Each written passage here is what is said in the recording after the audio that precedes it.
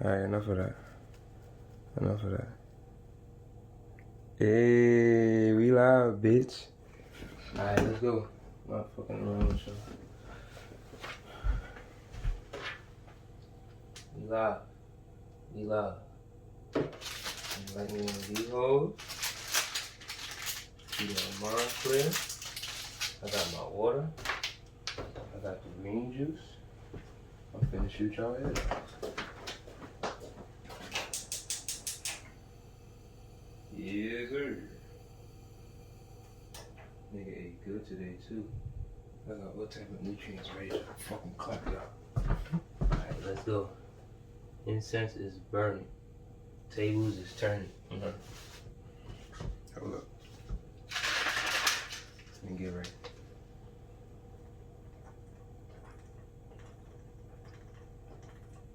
Oh gosh, it's nasty.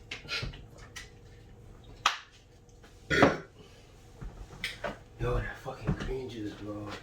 Tastes like a forest. Shit tastes like a forest.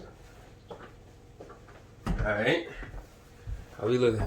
I'm in front. Oh, y'all don't. You know that. You know y'all done fucked up, right? You know y'all done fucked up. Let me get that. Hold up, bro. I really don't fuck with this shit at all. I really don't. But I want to keep it in focus. And turn that bitch down. Yeah, come on, that shit busting. Y'all niggas fucked up. Let's go. Let's go. Sorry, babe. I got my one for y'all pussy niggas. Let's go. I'm not playing with y'all. Let's get it poppin'. Pedophilic Origins of Valentines Day, Mental Day. Don't watch that. By the big homie Chef Child, cook that shit up, play big rasta thing. I guan pussy wall. Alright, so we gonna just get this shit cracking right off the rip. Like I'm really just gonna get right into it. I'm not gonna ease it in. Introducing pedophilia, spicy. Oh man, I'm gonna read this out for y'all. This is an excerpt of a PDF of like a school newspaper that I found online that really was diving deep on shit that I really was not expecting it to dive deep on. So I'll read it out. Valentine's Day is a day of romance, an important yet basic holiday, a retailer's dream to be sure. But what began this tradition? This holiday has its origins in pagan worship. In the 3rd century, the god Lupercus was said to be the watcher of shepherds and their sheep, a protector from the hordes of wolves that roamed the lands outside of Rome. The Romans celebrated a feast every February to pay homage to this god that they named Lupercalia. Combined with the festival of Lupercalia, February 14th was also the feast of the goddess Juno Februata, the goddess of the fever of love and of women and marriage. To celebrate this feast, single men drew a name from a bowl full of the names of single women written on small pieces of paper, known then as billets. The couple would form short relations for erotic games and remain partners for the following 12 months. Sometimes these liaisons would result in marriage. So this was like a fucking blind date party type shit. Set everybody up, make them fuck. Whoever got chemistry, keep them. Weird vibes. The church was appalled. The church was appalled by this practice and tried substituting the name of villagers with names of saints or scriptures to live by. In 494, Pope Gelasius I renamed the cleaned up festival the Feast of the Purification of the Virgin Mary. This Christian application didn't last, and by the 14th century, the girls' names were back on the billets. Pretty much, they wasn't going for that shit. They started the festival of Lupercalia, which is everybody in the village come together, fuck, and whoever you have a chemistry with, just stay with them, I guess, whatever. And then the church was not going for that. Like, no, that's disgusting. I would rather you, instead of having women in the, it's like they had like a hat of names, whoop, through everybody. It's like what do you call that? Secret Santa. You put all the names in the little shit, grab a motherfucking thing. Whoever name come up, that's who you got to get a gift for. In these terms, that's who actually busted. And the church wasn't going for that, but the people wasn't going for, what the church wasn't going for, and they motherfucking started the same practice again of fucking random people. Enter Saint Valentine, who it is rumored to be no less than 7 different men of the same name. I'm going to repeat that. Enter Saint Valentine, who it is rumored to be no less than 7 different men of the same name. We're going to get more into that. The first, a Roman priest who married couples in secret during the reign of Claudius, who believed unmarried soldiers were better soldiers. Claudius had the Saint Valentine in prison where he died. See, that's the clean version. We're going to really break down, you know what I'm saying, what the fuck that's about. And then they like further expounded upon, I guess, what they initialized right here. I'll go through that. Another version has Saint Valentine jailed for helping Christians. While Valentine was in prison, he cured a jailer's daughter of blindness. Claudius became remember Claudius the emperor that jailed this pussy nigga Valentine. Claudius became enraged and had Valentine clubbed and beheaded on February 14th, 269 AD. Ha! Ain't that fucking funny? Look, the same day this pussy hole died is the day that we goddamn celebrate Valentine's Day. Nice. Yet another story claims that Valentine fell in love with the jailer's daughter and wrote her letters that were signed from your Valentine.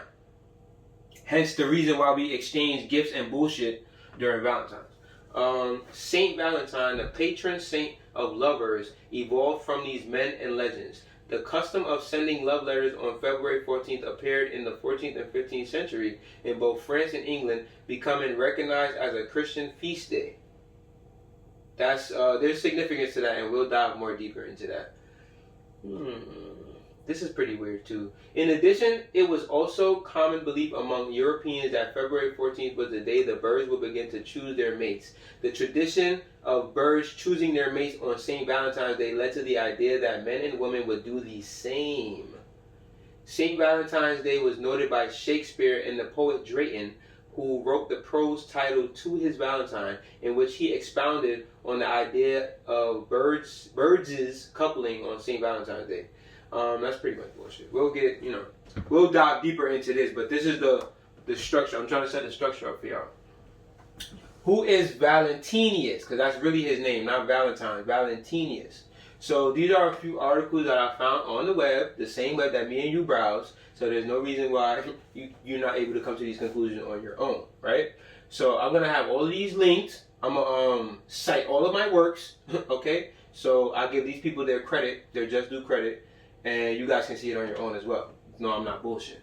So this is a article from CBN News in 2019. The real story of Saint Valentine. Look at this highlighted excerpt that I took out, right? Rome at this point, and when we say this point, this is the time of Valentinius' life. So Rome at this point in time was really a cesspool. Do y'all niggas know what a cesspool is? Okay, was really a cesspool of immoral behavior. Rome at this point in time, when Pussy Hole was alive, this nigga right here, was really a cesspool of immoral behavior. Pedophilia was rife. Sexual promiscuity was rife. And one of the great witnesses of the early church is that they stood up for the value of a godly marriage where sexuality was channeled into its God-given boundaries and to become a witness of what enduring love could look like. Yeah, whatever. Shut the fuck up. I'm not trying to hear that shit. Alright, so we're going to read further, right? So, pretty much I'll paraphrase this right here. So, Emperor Claudius, right, was the emperor around the time that Valentinius was, doing his fuck shit. So, Claudius, look, during his reign, Claudius issued an edict that made marriage illegal. So let me break that down. Like, upon hearing that, you'll probably think, like, damn, like, what's wrong with bro? Like, why, you know what I'm saying? Like, why wouldn't you want marriage? Like, what's wrong with marriage? Wait, hold up. No. Hold up. Pause.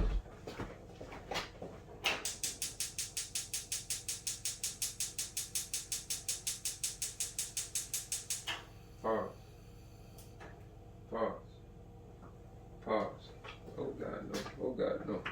Oh God, no. Pause. Let me get that cherry. Alright, we good. Okay. Alright, so as I'm saying, you'll probably think like, damn, why wouldn't he want marriage? Like, what's wrong? What's wrong with marriage? Like, alright, so around this time, look, there was an invasion of Goths toward Rome, and they needed a lot of people to go to. Oh God, my fault. To go to war. The rule was that once you were married, you were given freedom not to go to war, and Valentine would not only convert the people, but secretly marry them so that they could indeed stay at home. So, Emperor Claudius had a belief that soldiers could be better soldiers if they weren't indulging in marriage and sex and fornication and blah, blah, blah, blah. Because you'd have the energy, and there's a lot of scientific fact to that, because you'd have the energy to bust the moves that you need to do. Me, for instance, on my semen retention journey, me prior to semen retention, and you know what I'm saying, like currently, bro, I'm a different person. I'm a whole different being. I've transmutated my my existence, my energy, my creative energy flows in different ways. So instead of you getting horny and having all these urges and blah blah blah, now that sexual energy is retransmitted in your mind to another area. So if I wasn't on sexual if I wasn't on semen retention, nigga, you probably wouldn't even be getting this video right now. So this is the point that I'm trying to make. Emperor Claudius had some type of idea about this. Like, he had an understanding to say, bro, if you're soldiering, you can't do both. Like, you can't do one and the other. You can't soldier and be fucking all the bitches in the world. You have to retain that that life force so that you can be a better soldier and defend your country or whatever, right? Here come pussy boy. Here come this fuck nigga, right? Talking about so pretty much like once you became married, there was a rule, right? Like amongst their legislature, amongst their law. There was a rule that stated when you're married, you don't have to indulge in war. When you're married, you can stay home. Like, you can choose to go to war if you want to, but at that point, you can dead stay home and bust the moves that you want to bust, right? So this nigga dead found a loophole. Nigga found a loophole, and then what Valentinius was doing was taking them like in secrecy. Like, no, come. You don't gotta go to war. Just come. Like, I'll marry you. You can fuck all you want to. Alright, so they found out about this, right? They caught his puss ass. They caught his bitch ass. Now listen to this.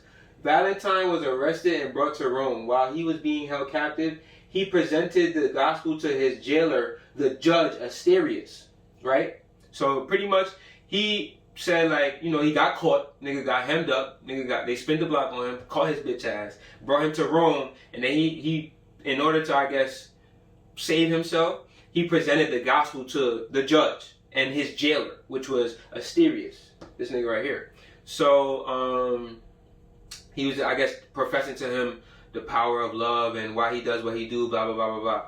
So then the judge goes on to say, right, well, if this is indeed true, I want you to prove it. And he brought one of his adopted daughters who happened to be blind. The one legend says.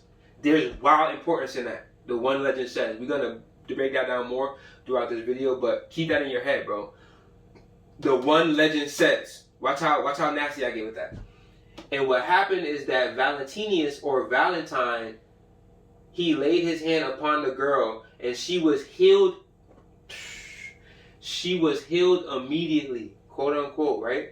Now look at the highlighted excerpt. Another legend says that before he was executed, he left a note for the girl signed, "Your Valentine." Some say this led to the practice of sending Valentines on February 14th, the day he was beheaded. Makes sense, right? All the legends seem to agree that Valentine was martyred on the 14th of February in 269. So now pretty much to them, he was like a sacrifice, like to like Christianity and the love of Christianity, so that his concreteness and his devotion to want to see love come to the face of earth, right, is pretty much like he acted as a martyr for this cause. Bullshit. And we're gonna break that down. Wait, no, go back. Go back. We ain't even get into this. Promiscuity, right? Remember, they said sexual promiscuity was rife. So let's really, what the fuck does that even mean? Promiscuity, promiscuous sexual behavior, miscellaneous mingling or selection of persons or things. A lot of y'all is promiscuous. A lot of y'all be giving that Kutang up to any and everybody. A lot of y'all is promiscuous. A lot of y'all giving that dick up to any and everybody. You promiscuous. You can't give your energy. You can't just be. Come on, bro. Come on. Y'all niggas is promiscuous. Y'all niggas. That's why y'all like Valentines so much. Because this shit perpetuates your reality. This shit perpetuates the existence you want to motherfucking live in, you dirty motherfucker. Keep that thing locked in. That's your divinity. Stop slinging your dick everywhere. Stop giving your pussy out. Because this is what you're perpetrating. Pussy hole shit. Let's go. Who is Valentinius? Continue. Part 2 on y'all at. Look. So pretty much, this is like a synopsis. Priest among the 3rd century secretly married people against the emperor's will, got his head yacked off for disobeying authority in the name of love. After centuries of time, began looked at as a martyr. Beheading.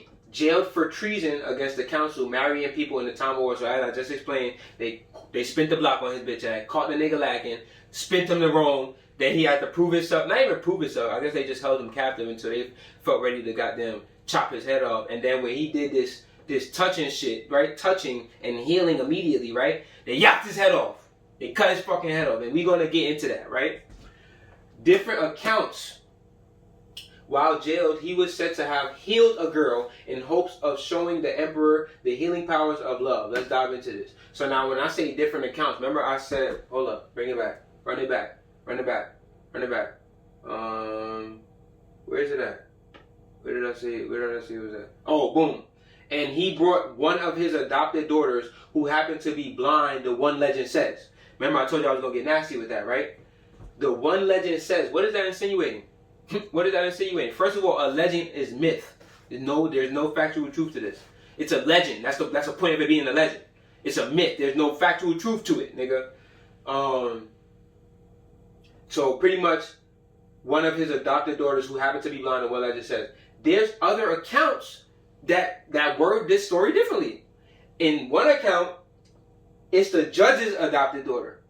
In another account, it's another person in jail with him. Daughter that was already in the cell with him. He was like, hey, you can use my daughter. And the nigga used his daughter to do the touching and healing, right? In another account, it's Valentinius' daughter, one of his daughters. And she was blind. That was always the continuity in all of the stories. He was either a bishop or a priest. He touching goddamn girls. And it was somebody's daughter. And she was blind. That's the only continuity. It gets riled up after that, right? So let's get more into that. Remember I said we're gonna dive into it. This should get a little spicy too. Saint Valentine's touched her and she was healed immediately, quote unquote. What? Then he was still beheaded? What the fuck are you talking about, bro? If I have healing powers, right? If I'm a mystic and I'm woozy, right? And I got all of these healing powers. Bitch, we're in the middle of war. Would I not be a huge asset? Would I not be of fucking, you know what I'm saying, of vast importance to the fucking emperor? Right? If we in the middle of war, niggas is getting stabbed up all the fucking time. Niggas is dying left and right.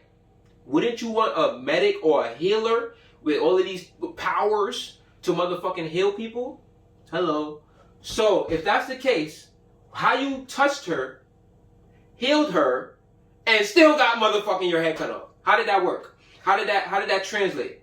What did you do within the midst of all of that still got your ass yapped, huh? Still got your puss ass yapped. Why would you behead someone who brings health to your sick? Wouldn't that be a talent of value? Sounds fishy to me. It sounds real fucking fishy to me. To insinuate that you touched her and healed her. In what way? In what way? In what way? But you're not even in tune like that to be, you know what I'm saying? Like, you're not even in tune like that. First of all. So how the fuck you just have all of these healing powers? There was never no accounts outside of this right here, right? There was never no accounts of this nigga. Trust me, I researched it.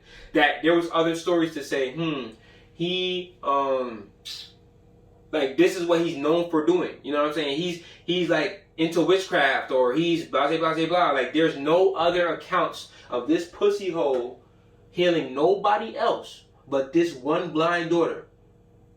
Let's really get into that, right? It sounds pedophilic. I believe this healing was based into pedophilia.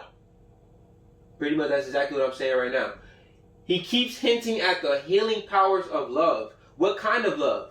This is your daughter. Look. In some accounts. Why are you touching her? Remember I said it's mad different accounts of this story. That's another thing. You can't even keep up with the fucking vibe of this. Like, what?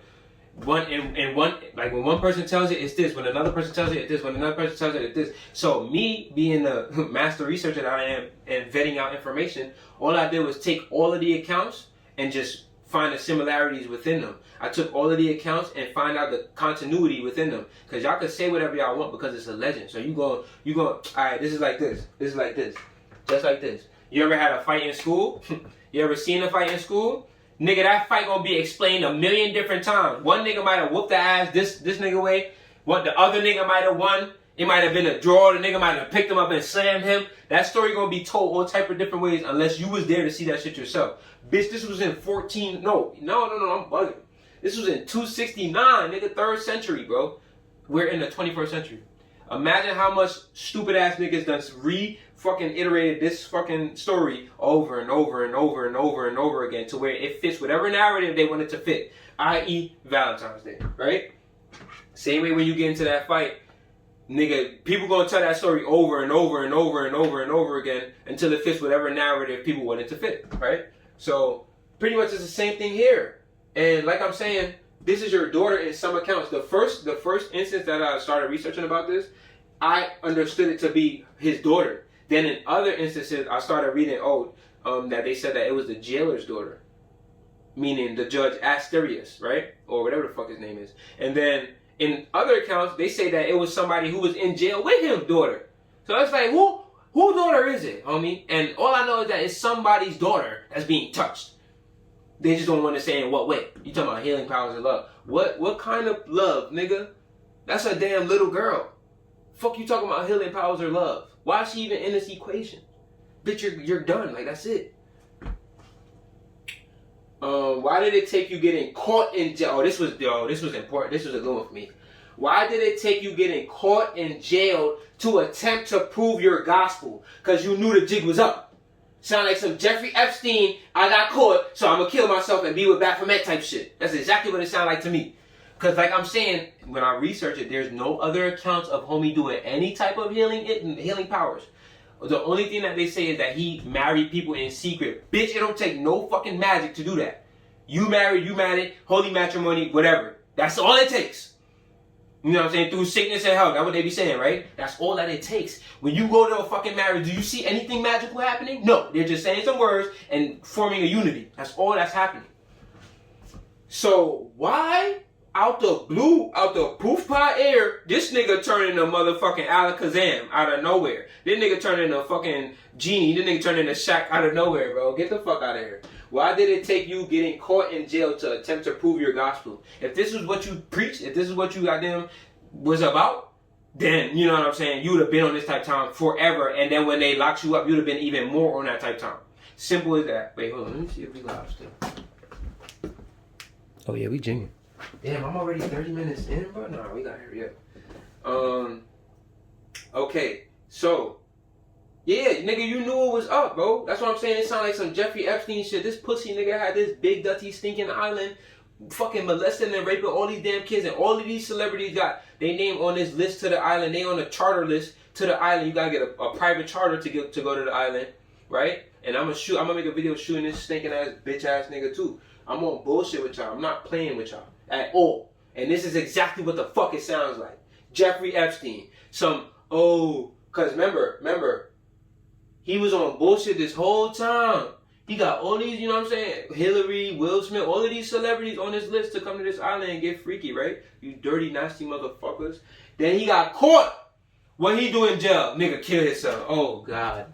Oh, God. It sound like a splitting image of the same story. This nigga get jail. Only difference is he didn't kill himself. He got fucking head chopped off. Every time I do that, I mean, every time I talk about the beheading, bro, I gotta do the motion, bro, because I feel that passion, bro, when they motherfucking yapped his head off. If she was so healed, right, why the fuck you still got your head cut off? And clubbed with bats?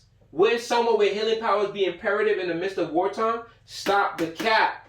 Stop the cap. That's C-Y-A-P. Cap, nigga. Stop it. Stop it. I'm not done. And we just said this too, but we'll reiterate it.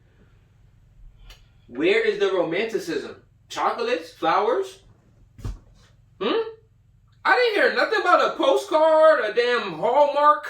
I didn't hear nothing about a Walgreens. I didn't hear nothing about no damn Godiva chocolate. No sex, no none of that. I didn't hear nothing about none of that at all. I heard a nigga cheating and lying in secrecy and getting his motherfucking shit yapped off, right? So now let's look at this look at this excerpt that I'm about to read, right? Really this whole shit I'll go through it. Some accounts say another saint, right? Another saint. Oh, woo! All of these fucking saints out of nowhere. Remember I just said in the PDF that I downloaded from the school newspaper, they stated how it was damn 7 different saints that popped up in in the midst of this story. Some accounts say another saint named Valentine during the same period, was the Bishop of Tournai, also credited with secret weddings and martyrdom via beheading on February 14th. Unfortunately, for anyone hoping for a tidy, romantic backstory to the holiday, scholars who have studied its origins say there's very little basis for these accounts. In fact, Valentine's Day only became associated with love in the late Middle Ages, thanks to the English poet Geoffrey Chaucer. We're going to get more into Chaucer pussy ass later, but keep that name in your mind, but it's very important. The 2 stories that everybody talks about, the bishop and the priest, they're so similar that it makes me suspicious, says Bruce Forbes, a professor of religious studies at Morningside College in Iowa. Buddy ass in Iowa and he got them putting it together. Nigga, like, he in West Bubblefuck, bro, and he's still putting that damn knowledge together. But he like, listen, hold up. Same way I'm researching this shit, I'm like, bro, 7, what? What the fuck you talking about, bro? This shit sound fishy, homie. Remember I just put that in my shit, bro? It sound real funny, bro. It sound real pedophilic, bro. It sound real Jeffrey Epstein-y. It sound real Epstein-y. That's my new shit, Epstein-y. Yeah, I think this is really like important. So, in fact, Valentine's Day only became associated with love in the late Middle Ages. Remember, I said 3rd century, bro.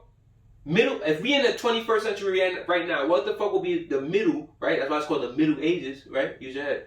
What will be the middle of this time period and the beginning of time, or after death? You know what I'm saying? Wherever they wanted to start time at, right? Nigga, the Middle Ages. 13th, 14th, 15th, 16th century. Around this time, this is considered Middle Age shit. This is called medieval. You like that, don't it? Mid being in the goddamn root word, the prefix, medieval.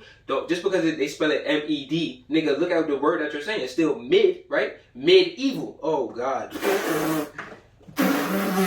It's too easy, bro. If you spelled it how you said it, M-I-D, middle, right? Evil. E-V-I-L. Nigga, you're in the middle of this evil time. Come on. Stop playing with me. Etymology. Do it. Now, let's read this over here.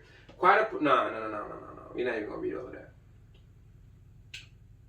You're not even going to read all of that. Alright, so we can start from right here. Look, Saint Valentine, this is pretty much going back into what I was saying. Or Valentinus, as he'd have been known to the Romans, is not someone about whom there are abundance of facts. It's not. Is homie even real? Is the nigga even real? It's no facts. How is it that my ancestors could have shit from way even before this? Way even before this. And then, how the fuck you think I get the idea to do this? Because y'all excavating all of these pyramids and shit. So how is it that my ancestors have the proper knowledge at that time that was way before this to goddamn code and document things, right? For the timing of for the passing of time. Where do you think papyrus comes from? Where do you think scrolls come from, right? So, where do you even think the word scribble comes from? To write down, come on, because there were scribes in ancient Egypt whose job it was to goddamn document history and life. We don't even have facts on homie. There's mad different accounts, bro. So y'all just pulling the story out your ass. Who the fuck is this nigga? Who is homie? Can I get a picture? Can I get a picture, bro? He probably lived in the 3rd century. He possibly performed illegal marriages for young men of soldiering age who had been banned from getting hitched by Emperor Claudius II on the grounds that it was sap energy needed for soldiering. Remember, I just got into this, bro. Retention, bro. Nigga, Claudius, I don't fuck with him either. Fuck him too. But he knew what the fuck he was on. He knew what the fuck he was talking about. Nigga, we not doing... Yo, it's kind of hot, bro. God damn. Is that heat on, bro? Fuck, nigga. I'm just in this bitch flowing. That's what it is, bro. I'm hot, nigga. So, on the grounds that it was sap energy needed for soldiering. So, like I'm saying, fuck Emperor Claudius II. Funny, that's a pun on word because it's Emperor Claudius II. But fuck him too. But he knew what he was talking about in terms of like sapping the energy needed for soldiering. He was correctly right. He was like positively right, bro. He was ultimately right, bro. There's scientific truth to what he was trying to implement, and I'm a living proof of that. And he was probably martyred on February 14th and buried on the Via Flaminia in Rome. This date became his official feast day. One of y'all niggas research this. Via Flaminia. Oh, I want to know more about that. Y'all can do it now. Fuck out of it. I did all the work for y'all. So look at the context, bro. Look, like really pay attention to the context, bro. Look. It's not someone about whom there are an abundance of facts. That's the context. Look. He probably, maybe, possibly, perhaps lived in the 3rd century. He possibly performed illegal marriages for young men, blah, blah, blah. And he was probably martyred on February 14th and buried on the Via Flaminia in Rome. Bro, it sounds like horse shit to me. Now look at the excerpt. So, for a good deal of time, there was just a saint and a feast day, but no romance. Chaucer's contribution was to use St. Valentine's Day as a setting for his 1382 or thereabouts. Look, we can't even keep up with this pussy nigga either. Poem, Parliament of Fowls. In this piece, his narrator dreams of a great meeting between all birds to choose their mates. This is where the spice, nigga, this is the curry right here. This is the cumin, nigga. This is where the spice is at, bro. We're gonna get more into this. But, like I'm saying, look, for a good deal of time, there was just a saint and a feast day, but no romance, bro. Look, 3rd century. 269, they said that he died, right? It wasn't until 1382 that Chaucer used St. Valentine's contribution as the setting for his poem, Parliament of Fowls. Next slide. Oh, God, it's about to get crazy. Hold up. Nah, let me go back. I forgot. I should have put a warning in here. Damn, I forgot, bro. No, let me get a little break. Hold on, let me hit that water real quick. Let me hit that green juice real quick.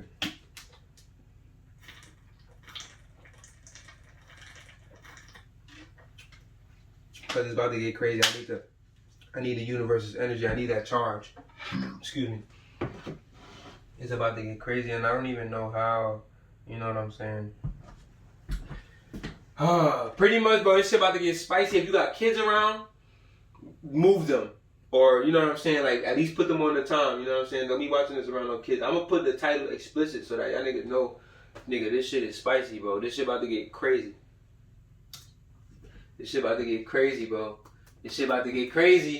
How pedophilia created Cupid. So, I just initialized y'all, right? I just gave y'all a little initialization, right? And I really wanted to get right into it, bro, because I'm not trying to bore y'all, bro. This is where the spice is at, bro. All of that extra shit is just, you know what I'm saying, giving the structure to what I'm about to say. How pedophilia created Cupid. Oh, man. Eros, the god of love, was represented by a strong, powerful young man in ancient Greece. But by the time ancient Rome depicted love, it was a little boy with a bow and arrow. There's hella significance to this. First of all, let's break down the word eros. Eros, what does it sound like? Erotic. Don't it go with the word? I mean, don't it like go with the theme of love? Eroticism? Come on now, where do you think that fucking shit came from? Eros, the god of love. So ain't nothing about me erotic. Fuck that. Delete that word out your vocabulary. Because if this is the nasty bati shit that it's coming from, nigga, get that shit up out of here, nigga. Eros, the god of love, was represented by a strong, powerful young man in ancient Greece. But by the time ancient Rome depicted love, it was a little boy with a bow and arrow. Now, Greece and Rome, bro, always keep these two in your mind. Greece, Rome. And then remember, Greece first, Rome later. Greece first, Rome later. Greece first, Rome later. So the weird Bati shit initialized right here, right? But look, it's saying, but by the time ancient Rome depicted love, so by the time they got their hands on this, on, you know what I'm saying, their concept of what it is, they translated Eros into a little boy with a bow and arrow. So Eros is technically Cupid, right? So let's continue. How that happened, no, fuck that. Oh wait, no, actually there's a point to that. How that happened is what a 6-month art exhibit in Athens. Athens is in Greece. It's the capital of Greece, if I'm not mistaken. Excuse me. A 6-month art exhibit in Athens seeks to illustrate. The heart of the answer lies in the exhibit's top floor, where children under 16 aren't allowed attendance. What? Remember, I just told you shit about to get spicy. Get the kids out of here, bro. There's a art exhibit in Athens that seeks to illustrate where the origins of this came from, and it's so spicy that children under 16 can't even come see it. There, 3 rooms illustrate sexual congress, what we know as intercourse. So pretty much sexual intercourse, homoerotic love, and pederasty, a relationship between a man and a young boy. And y'all love always saying, oh, put a bitch on a pedestal. Stop saying dumb shit like that. Y'all don't even know where these origins of... Nigga, you really referring to a relationship between a man and a young boy. Stop with it. Stop with the nastiness, bro. Look. Remember I told you that Eros was the god of love, right? And he was depicted in ancient Greece, Eros. Look. Homoerotic love. Didn't I just tell you that the word Eros, or rather the word erotic, is deriving from the name Eros, the god of love, quote unquote, to these pussy boys, right? So now look at how that's translating in the actual context, in the actual language. Homoerotic? What the fuck are you talking about, bro? Homoerotic and pederasty, a relationship between a man and a young boy. Ancient Greeks thought it was normal to be drawn to the beauty of adolescent boys, just as they were drawn to women, and homosexuality was considered part of coming of age. Stop playing with me. I'm not here to debate you. I'm dead not here to debate you, bro. I'm not here to debate. I'm here to goddamn clarify. I'm here to inform. I am not here to debate. Ancient Greeks thought it was normal to be drawn to the beauty of adolescent boys, just as they were drawn to women. Hey, yo, what are we talking about here? So you look at little homie the same way you look at this fire baddie with the yake on her, with them yeeks on her. Come on, stop playing with me, bro. Stop it. And homosexuality was considered part of coming of age. What? So the same way, you know what I'm saying, you adolescent and you coming into your transitions as a man, they trying to say that homosexuality was a part of that transition. What type of faggot shit you dip on, dogs? Yo, next fucking slide. So how did Eros, the athletic young man in art and literature, become a flying boy named Cupid? As time passed, he became younger and younger until Hellenistic times, when he was portrayed as a child or baby with a bow and arrow. When Romans created their god, they took the Greek version and named him Cupid. So that's what I'm saying. It initializes Eros, Bati, and then like they just said, as time passed, he became younger and younger until Hellenistic times, when he was portrayed as a child or a baby with a bow and arrow. When Romans created their god, they took the Greek version of love and named him Cupid. So there's some spice to that too. Because you can't even stop. You can't even stop while you ahead, right? Y'all nasty motherfuckers can't even stop while you ahead. You couldn't have just, not that I'm jacking this, right? Not that I'm jacking this at all, but I have an objective mind, so I know how to, you know, take myself out of a situation and look at it from another person's perspective, right? Even though it's disgusting and nasty as fuck, right? You couldn't have just stopped at Eros, bro. You couldn't have just chilled at a teenage young boy, right? You had to go further than that. You had to go further than that, right? You had to do it. You had to go further than that, to where the young boy wasn't enough for you. That wasn't nasty enough for you. That wasn't spicy enough for you. You said, how can we get more dirty? How can we be more nasty motherfuckers? Oh, okay, we're gonna make him a boy. A little ass boy, a little chunky baby with a diaper, shooting people in the ass. Bro, you're disgusting, bro. You are disgusting, bro. And it makes sense that now all of these fucking Freemason, oh, he finna get into this too. All of this Freemasonic nasty motherfuckers, right? All of these Farrakhan dirty motherfuckers, these Hillary Clinton type niggas, right? It makes sense that they're fucking in these Freemasonic lodges sacrificing babies and damn drinking their motherfucking blood and scaring them to their heightened levels of fright and the adrenochrome that runs through their damn blood because of that fear. They slicing their fucking arteries and veins open to sip the damn, to drink their blood. It makes perfect sense. Y'all fetishize little ass kids. You are a fucking demon. You deserve to die. I'm sorry. I'm not saying I would kill you, but you're gonna have your day for doing nasty shit like this. Cause you two gonna try to goddamn flag me. I'm not going for that shit.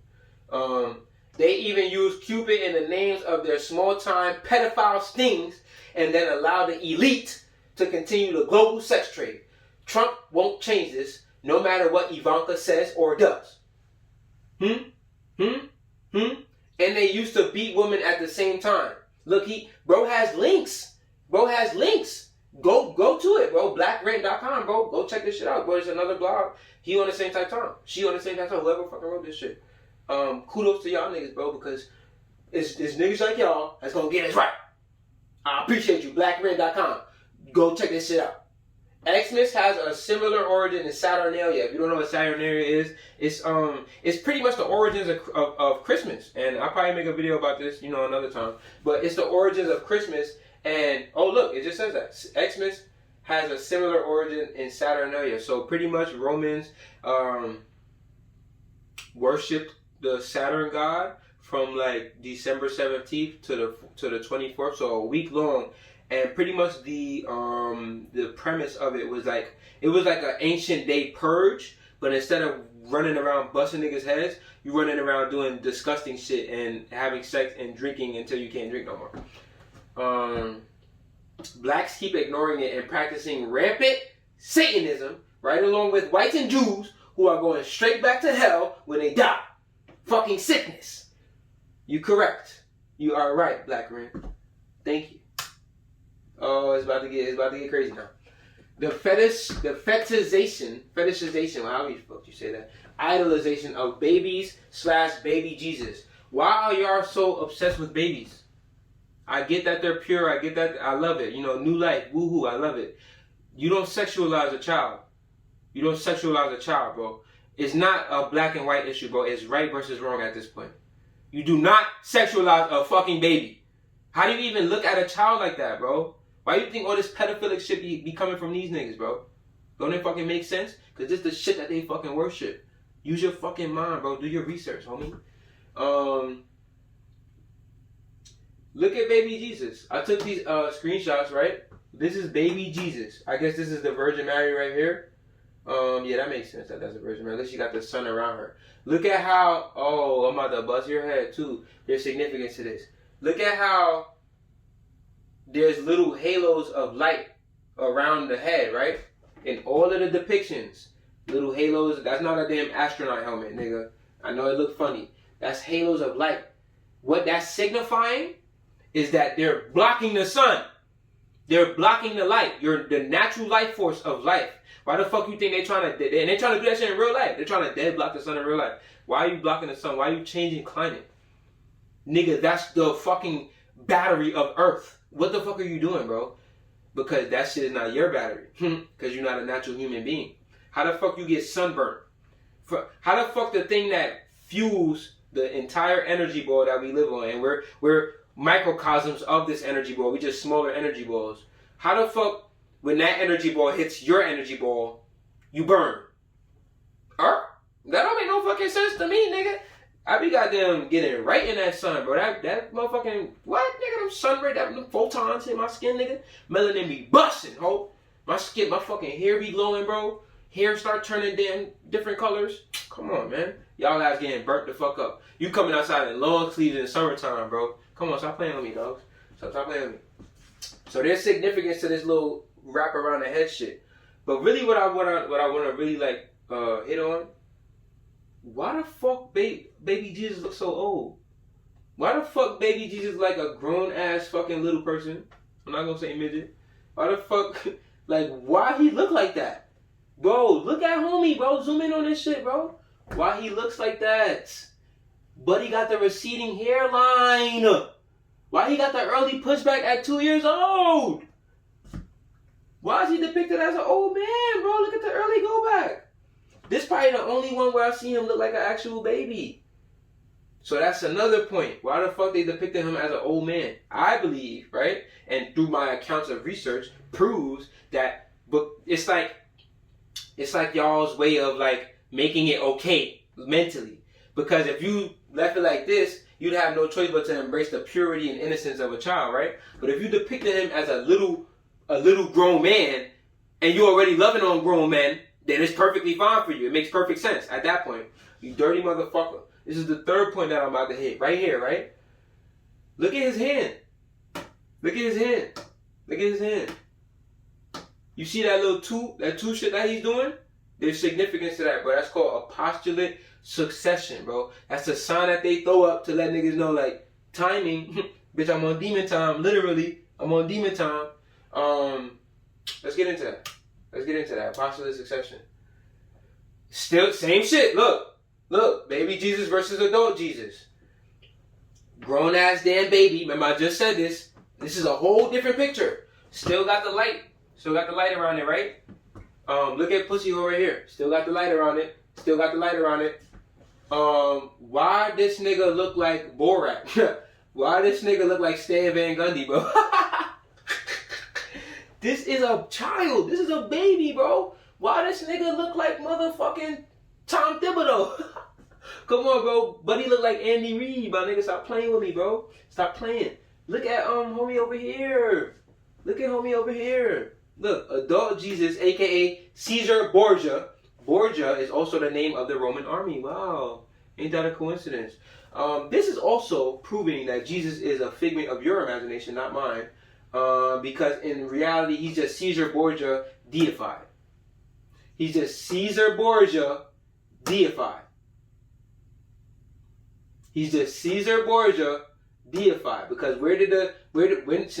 why did y'all use baby Jesus at first and then this Jesus came along? Because homie took rulership and he said, how do I signify my rulership for years to come? Make myself a deity.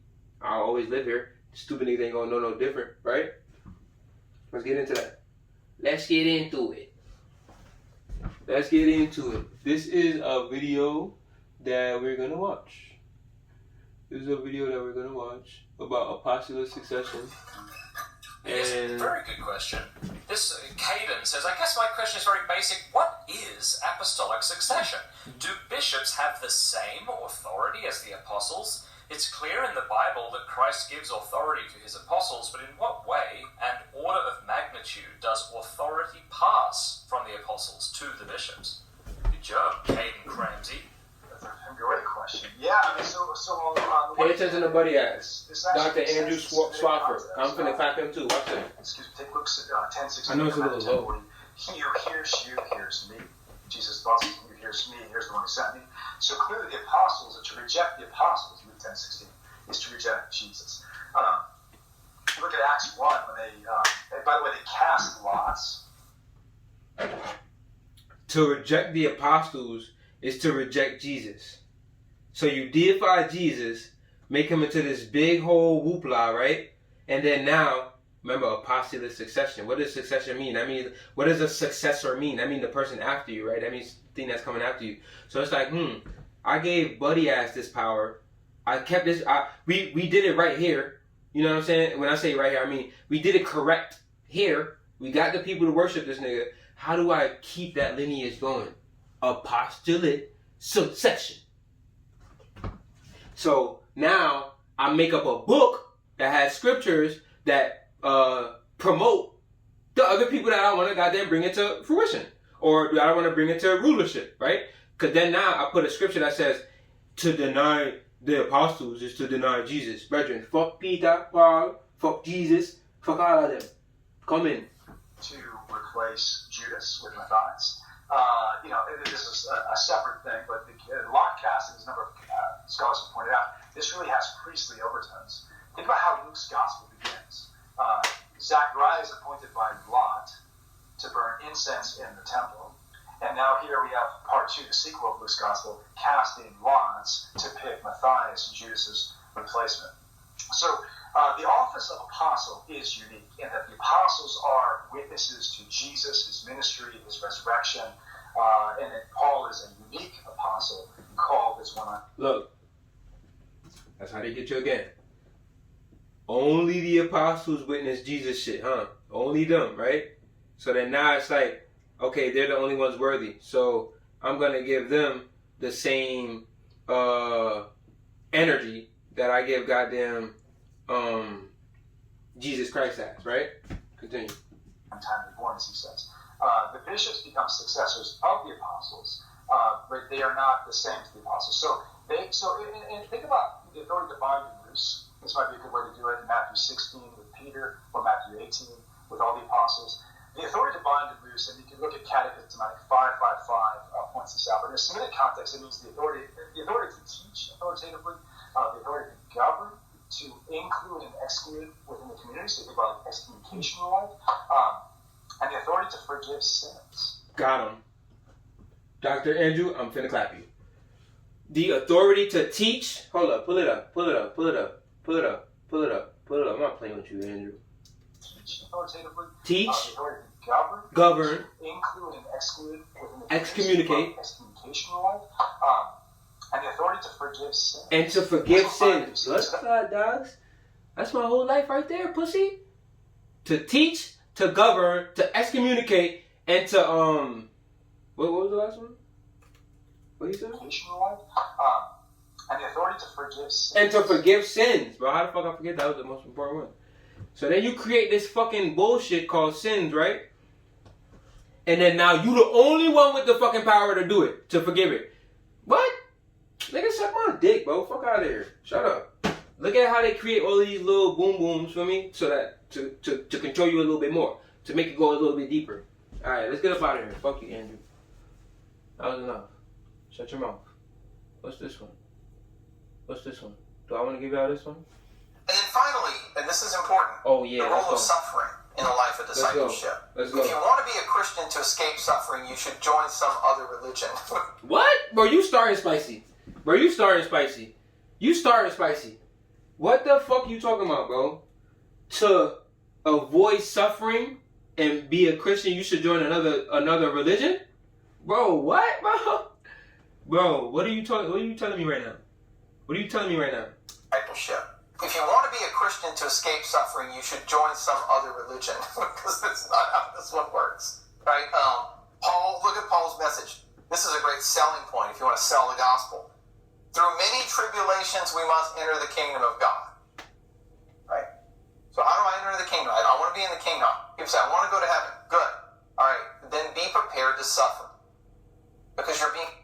Bro, what? To enter you said, through many tribulations you can enter the kingdom of God. And if you want to enter the kingdom of God, you must suffer. Bro, what? Pussy hole, what about meditation? What about spiritually aligning with my fucking higher self? You didn't say nothing about that. You said, bitch, you gotta suffer if you want to come here. You gotta die. Bro, what the fuck are you talking about, bro? What are you talking about right now? Brought into the mystical body of the crucified one, right? The pierced one. The mystical body of Christ, who, yes, he was raised, but he suffered and died first. So we're not going to escape it ourselves. So he's also making, this is important too. So then you make a mystical deity, right? claim that he go through all of this bullshit to impart that same life upon us and make us feel like we sacrificing something to God, that, or rather we're sacrificing something and that's why we're doing it. Bro, fuck you.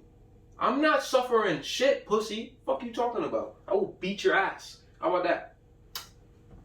How about that? You and Jesus. There can be a real temptation in evangelization to sell the gospel by putting on rose-colored glasses. Hold on, let me skip, buddy. By just accentuating the good element of the gospel. And you receive the virtues of faith, hope, and love. The reason it can be tempting to leave this out is because suffering is not attractive. Right? The cross is not attractive in order to enter into the kingdom. And so you'll notice Paul doesn't mince words in this regard. He doesn't soft pedal the gospel. He's very clear about enter into the kingdom of God. So that's the authentic gospel. Preaching the good news, making disciples, exhorting people to persevere in the object of faith, and also always having the cross.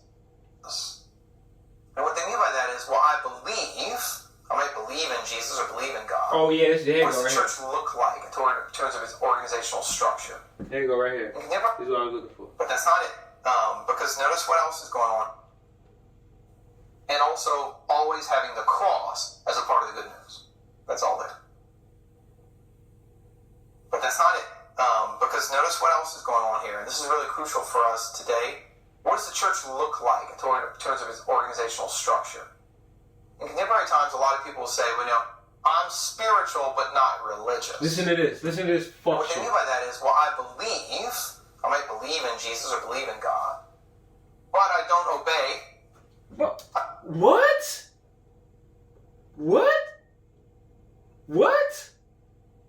So in order for me to first of all, fuck obeying. What are you talking about? I obey to the universe, nigga. I'm in line with the universe. I'm in line with the cosmos.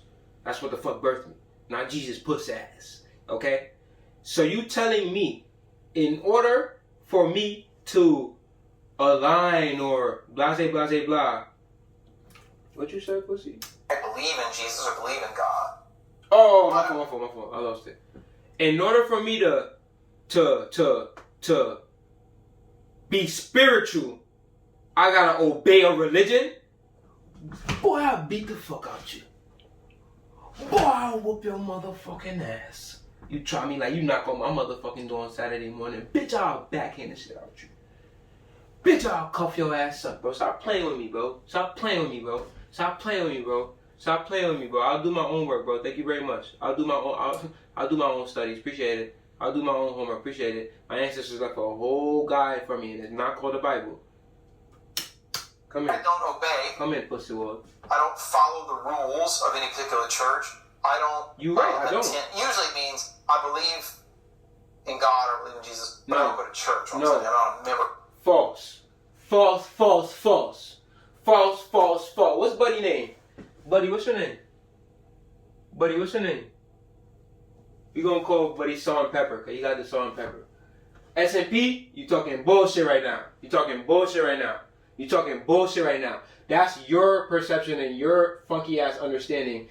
Nigga, I'll beat your ass. As to what, you know what I'm saying, being spiritual is. Bitch, I don't gotta go to no church to be spiritual. Fuck you talking about, bro? That's the fucking problem now. That y'all think that you gotta go to a motherfucking church. So you never activate. You know how much of my bitch, my whole family Jehovah's Witness. I talk any of this spiritual shit to them, they gonna look at me like I'm crazy. Babe, wait, but what happened? I thought you was knocking on people's doors on Saturdays. I thought you was big, you know what I'm saying, Sunday Kingdom Hall. What happened? When we talking spiritual, when we talking about alignment, it's like I'm the motherfucking crazy one. Bitch, they obviously not teaching you what the fuck you need to know. So this pussy hole right here, we off this. Fuck him. He ain't got nothing else to say. He's chatting. He talks about apostolic succession, but I don't even want to hear the fuckery spewing out his nasty lips no more. Because he's the reason why we think the way that we think, right? Now, look at my big homie. Look at the big homie. I'm not even going to plug bro YouTube in. Fuck him. If you want to find it, you can find it. Fuck him. I'll link it in. And then finally, and this... Oh, my phone. Hold up. Nigga, I said... Oh, I'm tripping, bro. Did I put the wrong link? Yeah, I did. And then finally, I did. Hold up, y'all. I'm gonna damn just edit this part out. I'm gonna edit this part out. Alright, here you go. Let's go. Is that it's the specific. Pull my big homie up. Now this is who I'm gonna plug in. This is who I'm gonna plug in. If y'all boys is not following comedic centered living, I don't know what you're doing. If you aligned or attempting to align and you trying to get on timing, you need to be following, bro. No cap, you need to be following, bro. Hold up, are we live, baby? Nah, we live, nigga. I'm an hour in. We live. Let's go. I ain't fucking around. Alright, so listen to my son breakdown. Through experience. So now Now look at how this is what I'm trying to do right now. I'm creating a contrast, right? To how a Caucasian approaches spirituality and religion, right? Because religion is not necessarily a bad thing. It's become a bad thing, right? Religion is the practice of spirituality. It's just now we've associated religion with spirituality to where you can't have spirituality without religion. It's like a damn middleman now. Kiss my ass. So now I'm creating a contrast to how they think and how we should be thinking. Peep this. Logically, as a cognate, Come in, big and homie. through the principle of opposites symbolized by Ray and Set in mythology, now we can move on to the next step. Come so in, let's big look homie. at how Imhotep is connected to Horus, Jesus, and later Lucifer. Let's go. Our English word soul originates from the Latin word soul, which means sun. They sound just alike, don't they? See, we live on Earth in our solar system, orbiting the sun. Ooh. The Latin word S-O-L and the English word S-O-U-L are homonyms. Ooh. Again, a slight tweak to hide the knowledge in plain sight. See how they did that, right? Anyway, symbolically, the ancients were saying that within each human being is a spark of light that's representative of the enlightened wisdom of the universe or creator within. Well, this idea connects us back to Heru on the journey of the soul or being light as a spark of God. Hold up. Because look at how the big homie breaking it down. Did you hear anything about any of this just now? You didn't hear, no, you heard Paul and nigga, you hear how my son breaking it down? How ancient Kemet science and ancient Kemetic like religion and spiritual practice showed you that, or rather implemented ways to show you how we're connected to the world around us, how we're connected spiritually to the, you see how it's more universal? You see how it's more in line with the actual shit that's around us, not some fucking made up bullshit? Let's go. Remember at the beginning of the universe when the light came on for God, so to speak, and it became aware of itself. Well, Ptah is how the ancient Egyptians represented the idea of light descending from heaven and being trapped in matter or the physical body. If the soul or light was trapped, what function of nature trapped the light? Set, of course, aka our good Christian buddy Satan. Right. As stated before, the Africans would represent the opposite idea of the light leaving matter by reversing the letters in a play on words. All right. I got you, bro. I got you. Because they ain't catch that one. Ptah, this is PTH right here. Every time you see something like that, you're supposed to pronounce it out. It's not a damn abbreviation. You pronounce that. Ptah is the creator of the physical world. He is spirit that has descended into and trapped into matter. The new soul being born into matter will be the principle of Heru, right? So pretty much what this is saying is that look at our approach to it and look at your approach to it. Remember, I told you I'm making a contrast. We believe that we descended into goddamn matter from godhood. And where that light and godhood is trapped within this matter. And we're just living through that as this physical being. Still the same godhood in this physical representation of it, right? So if we have Ptah, which is, I guess, the creator of the, like he said, the creator of the physical world, and then he's saying how it descended and trapped into matter. Heru is the original fallen angel from heaven. Heru was the light in matter. So that same light that we're saying is trapped, that is Heru. A nickname for Heru as bringer of light in matter was Lucifer, or bearer of light. Let my boy talk about that. And PTH becoming HTP. So remember, he just said that Africans represent the opposite of the energy. You see how they say, oh, devil, blah, blah, blah. We smart. We're not stupid. We don't have any fucking negative deities within our goddamn shit. Y'all created that.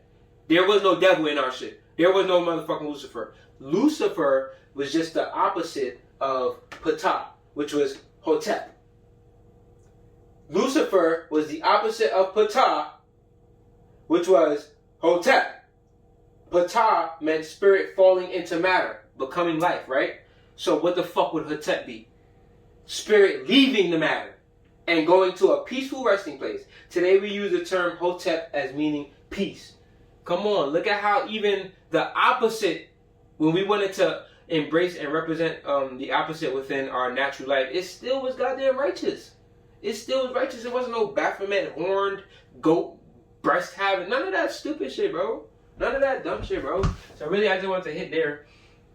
We ain't gotta really get too deep into that, but I had to stop there real quick. And please go check my boy out, Comedic Spiritual Living. Romanticism. Romance/Roman. Let's go. Romanticism. First of all, break down a word. Remember, I'm big on etymology. We say shit out our mouth and don't even realize the shit that we be saying because it's become so second nature to us. Look at the words that are escaping your tongue. We call it a spell. We call it spelling for a reason. You're casting spells with your words. You're casting spells with your words. It's called spelling. That's why they teach you spelling in school, because you're casting spells. So, romanticism. Romance/Roman. When you are practicing romanticism, you are practicing the ways of Roman lifestyle, aka bati shit, pedophilia, touching adolescent boys. Pause. It's already one thing to be a pedophile, right? And want little girls. You already going to hell. You ever seen Dante Inferno? You know how different levels of hell, right? In Dante's Inferno, watch this. It's already one thing to be a pedophile and want little girls. You already going to hell. You're already going to hell. You're going to a completely different level of hell to be a pedophile for adolescent boys and make it culturally acceptable? Bro, bye. You're out of here, bro. You're out of here.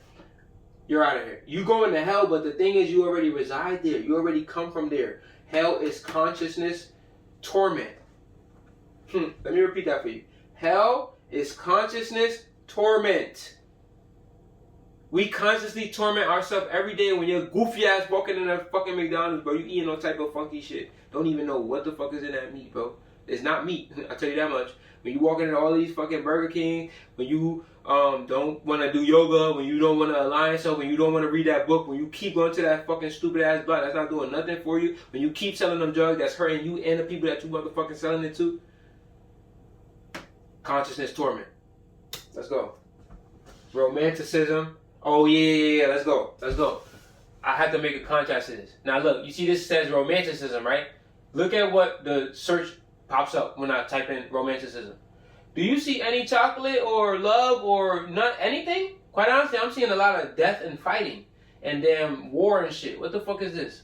What is this? Look like a damn war. What's this?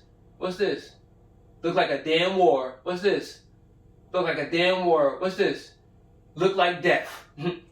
Look like death. What's this? I don't know. Confusion. Baphomet. Okay, so we get the idea, right? Let's go to romance. Oh, wow. Look at romance. Look, she finna get a cootie up. She finna get a cooter up. They goddamn sharing a tomato. I don't even know what homie doing right here. They finna have it underwater, goddamn. This nigga crazy. Look, you only see the silhouette of that thing. You only see the silhouette. You can't even see the details on that thing. My boy about to go crazy on that. Nah, that's not my boy. Fuck him. Fuck out of here. What do you see in common with all of this? Sex, right? Sexual nature. So what? When we say romance, right? Usually we think, oh, I love you, baby, love you, baby. Bro, all I see is ass busting right here. That's all I see. What about you?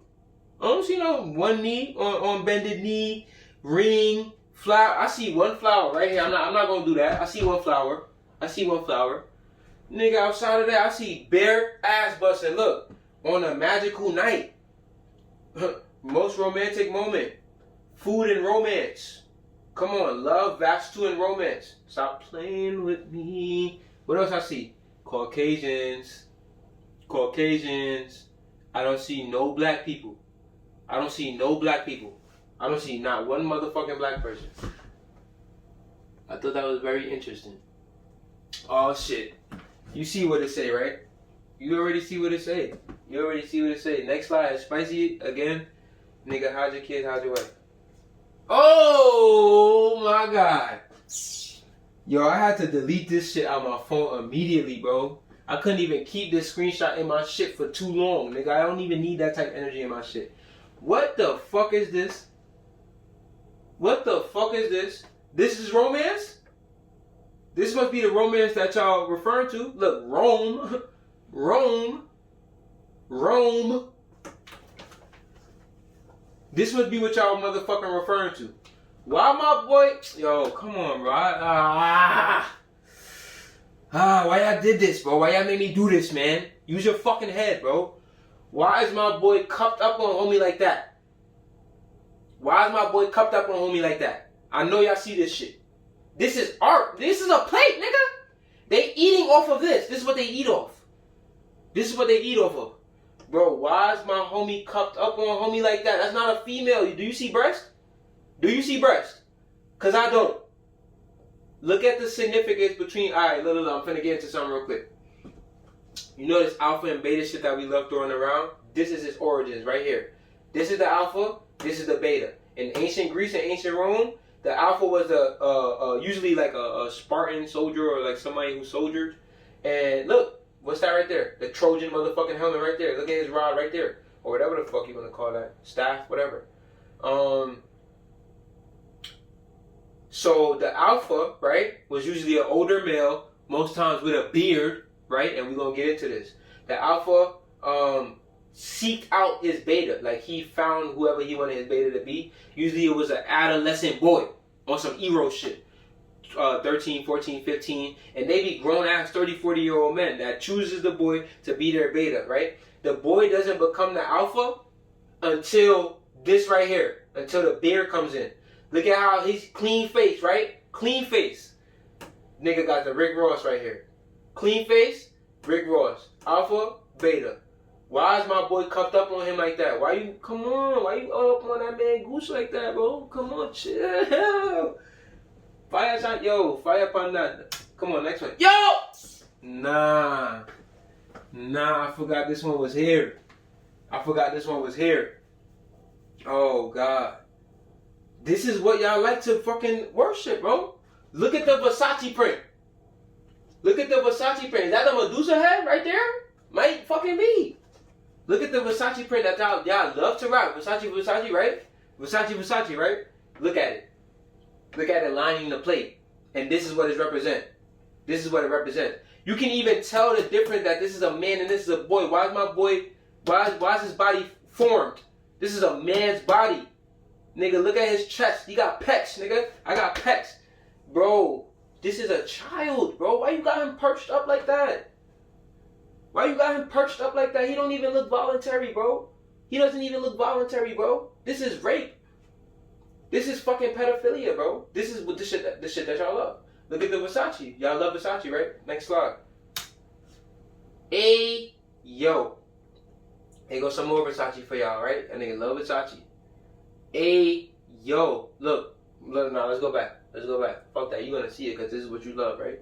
Beard, no beard. Clean face. Deformed, not deformed, but like, you know what I'm saying? Little boy body, grown ass man body. Beard, no beard. Grown ass man body, little boy body. Look, they even got a little spicy on this one. Why they got him holding the goat? Why they got him holding Baphomet? Stop playing with me, bro. I'm murdered with this shit, bro. Next fucking slide. Look at this faggot ass shit. No, let me stop. Look at this homosexual shit right here, bro. I'm not gonna throw no slurs around. I'm gonna let y'all live. Cause you two gonna try to flag the shit out of me. I'm gonna let y'all live. But come on, bro. I don't even have to speak. I don't even gotta speak. What is this? Why is my boy postured up like this? And why you? Come on now. Y'all niggas love 300, right? Sparta, right? This is Sparta. Yeah, this is Sparta. Now look at this. I thought this was real goddamn interesting. We may have won the battle, but they will win the war. This is Meet the Spartan. This is not 300. This is a parody of 300, right? And I thought it was interesting how they made point to put this one little instance in the movie. What? Bro, what? What?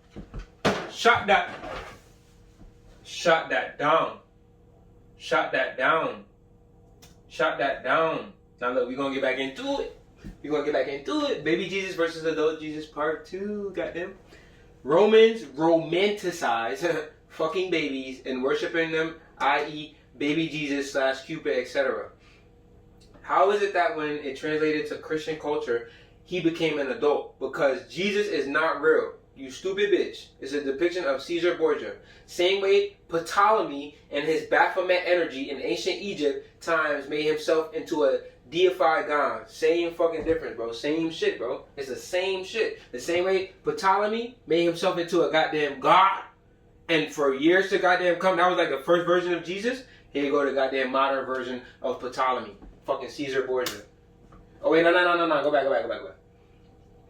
Remember I was saying Eros and Cupid, right? Eros.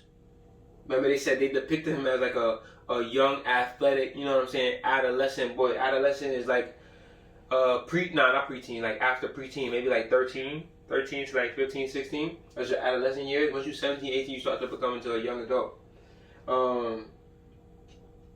Eros right here. This is Eros. And yo, I never liked this either. Why they always gotta like why he gotta be butt ass naked though? Like, I never liked that, bro. Like, even the ancient Egyptians, you see the hieroglyphics, bro, they have some type of covering on, bro. Even when they get, there's sexual hieroglyphics too. There's dead sexual hieroglyphics. And you know, you'll see a little titty, you'll see a little ass, you'll see a little dick, but bro, you gonna make a whole statue with the man penis out like that, bro? You sculpted his penis like that, bro? Come on, bro. It's just too much at this point. And then look, so this is Eros. This is Cupid right here. Why is the Mom Dukes blindfolding Cupid? Why is Mama Dukes blindfolding Cupid? Here go another depiction of Cupid blindfolded. And it seems like that's a Roman man. It cut itself off. This is the whole picture. It cut itself off. Maybe that's the artwork too. Like they did that purposely. But that's a Roman man. You can't tell me no different, bro. The nigga got the whole shit on. This might come in like a woman right here. Might be a woman. Look, he even got the knight helmet right here. Look at the knight helmet on the floor. You got broken arrows. You got him picking up. Look at the symbolization of what they're trying to depict. Is this rape, bro? Like, are you raping, bro? Why you got bro ass all out like that? Blindfolded. There's nothing love about this. At all. There's nothing romantic about you pinning a man to the floor with your knee. And you're fully clothed. He's butt ass naked, literally ass out, and he's blindfolded. That's rape. That sounds like rape to me, bro. Let me have drawn some shit like that. Y'all shoot my fucking head off immediately. Look at this nasty motherfucking shit. Wouldst thou like to be my Valentine? The pickety witch. How you got Baphomet? Look at the fucking pentagram right here. Now I'm not even gonna draw that shit on my TV. Fuck out of here. Look at the pentagram. Red eyes with the goat horns. That's Buffy. Come on, stop playing with me, bro. How you combining both of them? Like, because this is the culture, nigga. This is already what it's deriving from. So you're just bringing it back to its motherfucking roots, its structure. What's this? Let me see. I think there was some significance to this.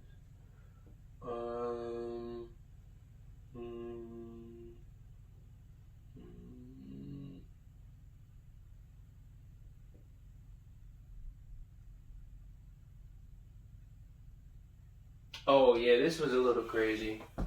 This was a little crazy.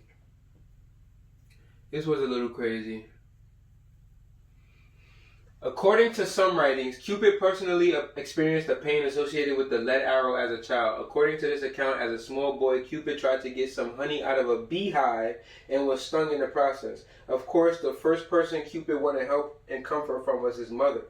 So that explains why he was like while moms was like all up on him in that one picture.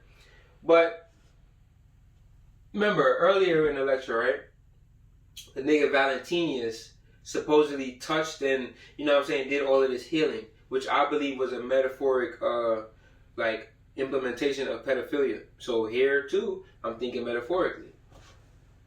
According to this account, remember we talk about accounts, and when we say that, we just saying off somebody account or somebody word. There's no factual proof to it. It's just mythology.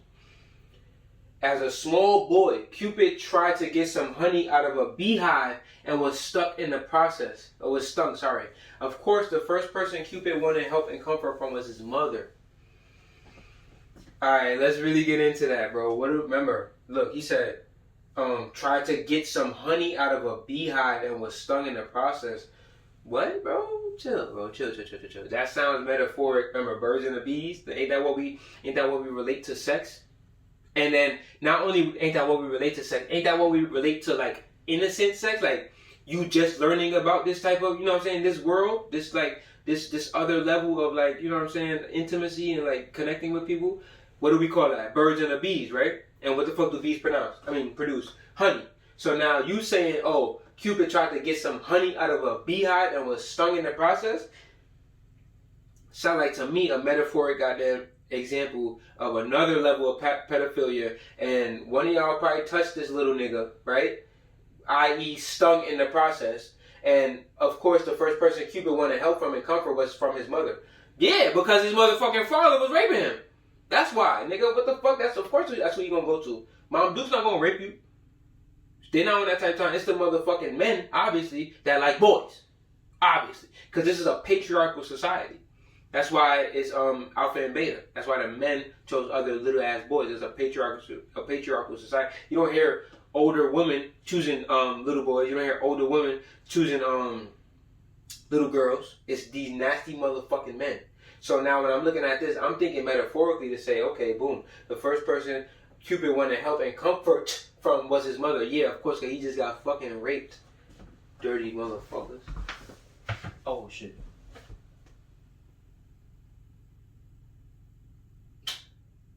Okay, look. Many experts in the world of folk tales and movies believe that the currently popular Beauty and the Beast is a modern-day version of the story of Cupid and Psyche. Psyche being Cupid's wife, I guess, later in life. Look, it says, Cupid had a girlfriend named Psyche who led a lonely life because none of her female friends liked her and none of the male gods paid any attention to her until she met Eros. Gay.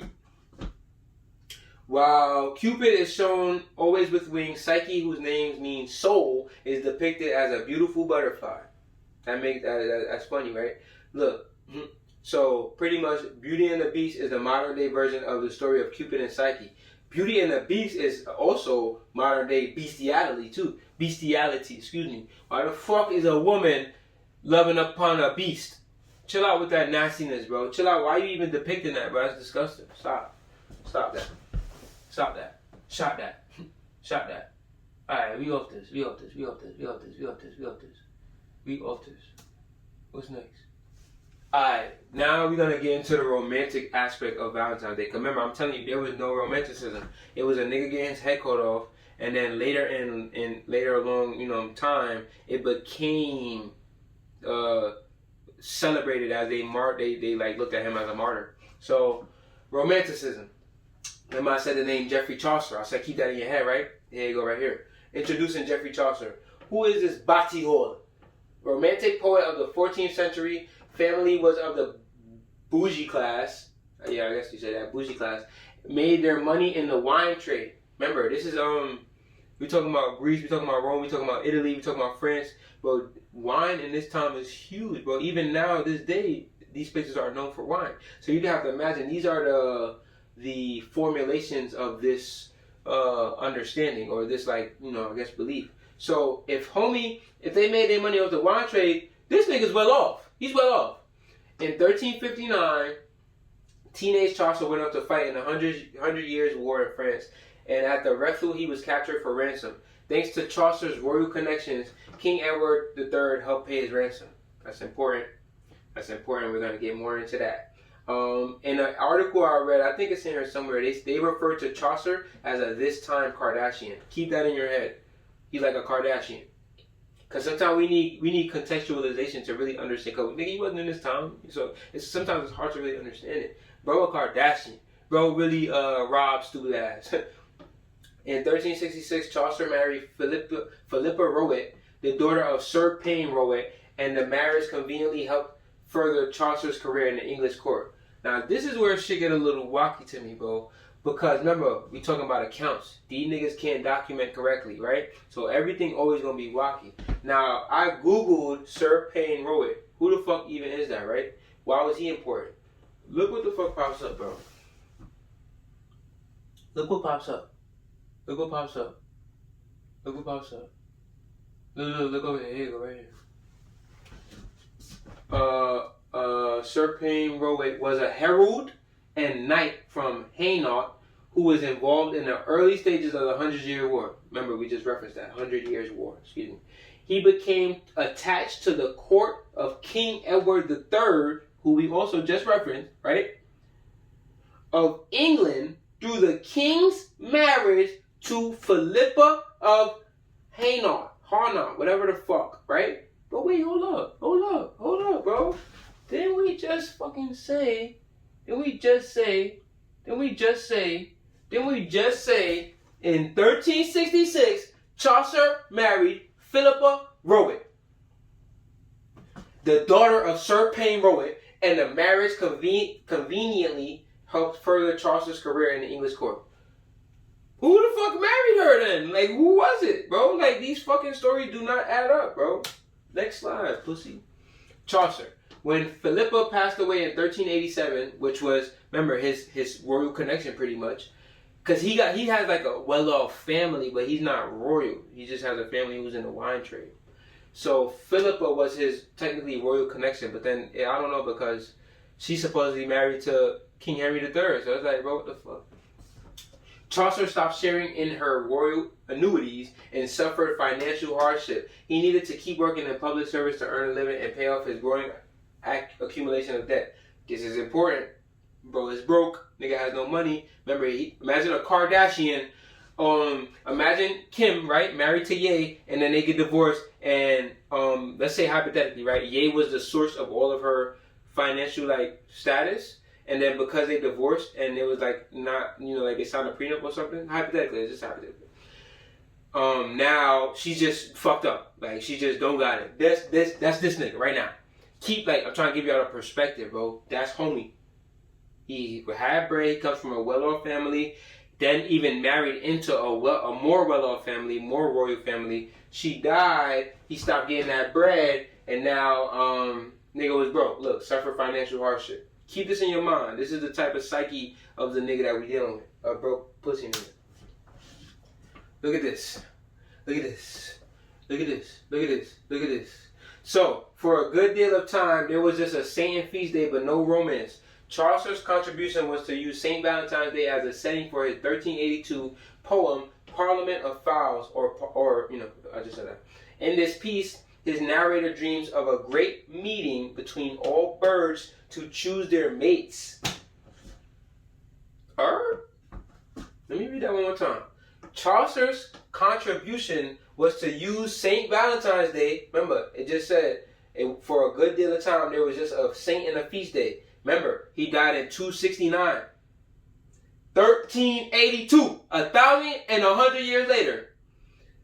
Pussy Boy said, hey, I can use this as a way, as a theme to goddamn set up my poem, to set up this piece of work that I want to make. And through that, I'm going to introduce paganism. Through that, I'm going to introduce the use of other shit to tie into other shit to monetize it. Remember, bro is broke. He don't have no money. He's trying to make it work. This is his way of trying to make it work. Using Valentine as a martyr. Ain't no martyr nothing. There's no martyr nothing. You were poor. You were poor. And you tried to make you some money, and now here we are. Let's go. St. Valentine's, 214, 269. I just pretty much said this. Alright, we can continue that. I just said that. Look at this foolishness. The precise dates of many of Chaucer's written works are difficult to pin down with certainty, but one thing is clear: his major works have retained their relevancy. Blah blah blah. Shut up. Chaucer's body of best-known works includes Parliament of Fowls. That's his magnum opus. And some historians of Chaucer's work assert that it was written in 1380, cap, and I'm gonna tell you how. During marriage negotiations between Richard and Anne of Bohemia. Interpreted Parliament of Fowls as a study of Christian love. It had been identified as peppered with Neoplatonic ideas inspired by the likes of poets Cicero and Jean de Meun, among others. The poem uses allegory and incorporates elements of irony and satire as it points to the inauthentic quality of courtly love. Chaucer was well acquainted with the theme firsthand during his service to the court and his marriage of convenience to a woman whose social standing served to elevate his own. Didn't I just say that? Didn't I just say that? Did I not just say that? Did I not just say that? Bro was a finesser. Bro was a finesser. Bro was a finesser. He like, bitch, I'm finna get in where I fit in. Goddamn, fuck you talking about? I'm finna marry in. Then give me a little, and then when shit going wrong, I'm gonna make me a little, and I'm gonna use Valentines as a goddamn way to finesse my way into some more money. Come on, bro was a finesser, bro.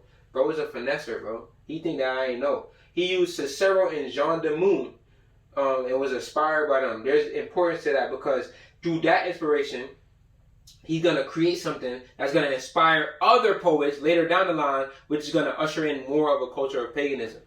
Because of Pussy Boy right here. Come on, bro. I'm not stupid. Look, now, remember I told you that was cap? How did he write the work in 1380 if he was still in the midst of his royal position, where he specifically states he hated that he didn't have the time to devote to his work? So how did he write it in 1380? When he said specifically, bro, I hate that I give all of this time to like my royal court and my royal job, and I don't have the time to devote it to my work. So how in the fuck did he fucking do it in 1380? The precise dates are hard to pin down, quote unquote. Some historians pin down that it was in 1380. Cap. Stop the cap. Now we're gonna, ooh, I like this. Parliament of Fowls. Parliament of Fowls. Look how you see how I did that? This is the English right now translation, but in the Middle Age English, it was F-O-U-S, like a damn free throw, like a foul, right? Fowls, fowls, fowls, fowls. It's a homonym, but funny enough, they work interchangeably. So is it really even a homonym? Because yeah, they mean two different things. This is a bird, and this is like foul play. This is like, oh, now you did wrong, and this is just a bird. That's it. So they're homonyms. They're spelled the same way, but they have two completely different meanings. But funny enough, they work interchangeably. Because it's really the Parliament of Fowls. It's the Parliament of wrongdoing, bro. What the fuck? This is that. Let's get into it. What is a parliament? In modern politics and history, a parliament is a legislative body of government, a group of people or things. Fowls, right? So, look, a parliament, we just gonna paraphrase or simplify it to a group of people or things. A parliament, the English parliament is a group of people or things, a high court of people and things, right?